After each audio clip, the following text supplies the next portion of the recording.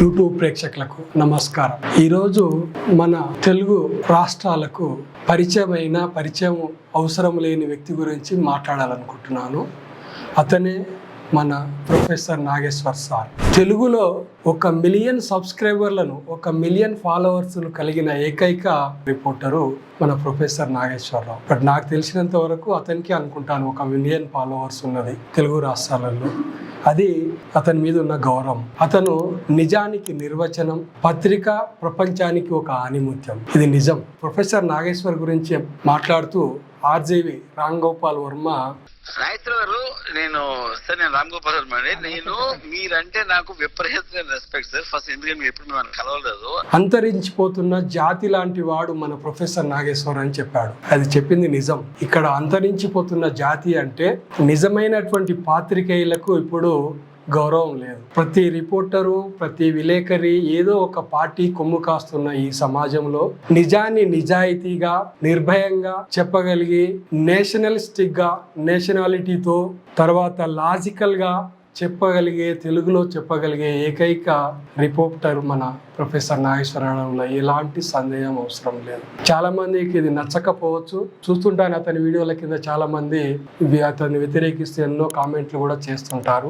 BJP వాళ్ళు అయితే విపరీతంగా ట్రోల్ చేస్తుంటారు అతన్ని. కానీ బీజేపీ వాళ్ళు, బీజేపీ కార్యకర్తలు కానీ వాళ్ళ పార్టీ వాళ్ళు తెలుసుకోవాల్సిన సత్యం ఏంటంటే, సాక్షాత్తు వాళ్ళ ప్రెసిడెంట్, జాతీయ అధ్యక్షుడు జేపీ నడ్డా గారే ప్రొఫెసర్ నాగేశ్వర్ గారి దగ్గర ఒక ½ an hour అపాయింట్మెంట్ తీసుకొని ఢిల్లీ నుంచి వచ్చి అతని ఇంటికి పోయి మర్యాదగా అతన్ని కలిసి, మర్యాదపూర్వకంగా అతనితో మాట్లాడి అర్ధగంట స్పెండ్ చేసి వెళ్ళిపోయాడు. అంటే అతనికి తెలియదా ప్రొఫెసర్ నాగేశ్వర్ బీజేపీకి వ్యతిరేకంగా మాట్లాడే వ్యక్తి అని? కానీ అతనికి తెలిసినా కూడా అతనిలో ఉన్నటువంటి నిజాయితీని అతను గౌరవించి ఢిల్లీ నుంచి వచ్చి అతన్ని కలిసి మర్యాదపూర్వకంగా మాట్లాడి వెళ్ళాడు. కానీ ఇదే బీజేపీ కార్యకర్తలు మాత్రం పొద్దున్న లేస్తే అతన్ని ట్రోల్ చేయడమే పనిగా పెట్టుకుంటారు.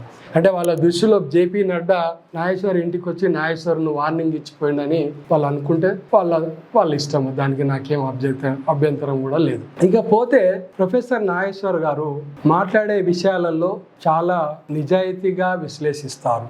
అతను ఏ పార్టీ కొమ్ముగాయారు. అతను ఒకసారి జగన్ ఫోటో పాస్ పుస్తకాల మీద ఉండడం తప్పు అని విశ్లేషించిన టీడీపీ వాళ్ళకు మాత్రము నాగేశ్వర్ గారు జగన్ గారికి డప్పు కొడుతున్నాడు, జగన్ గారి పార్టీ నుంచి డబ్బులు తీసుకున్నారని ట్రోల్స్ చేశారు. నిజానికి నేను 1995 నుంచి నాగేశ్వర్ గారి వీడియోలు చూస్తున్నాను. అతని టీవీలలో పాల్గొన్నప్పుడు చూశాను, అతని డిబేట్లు విన్నాను.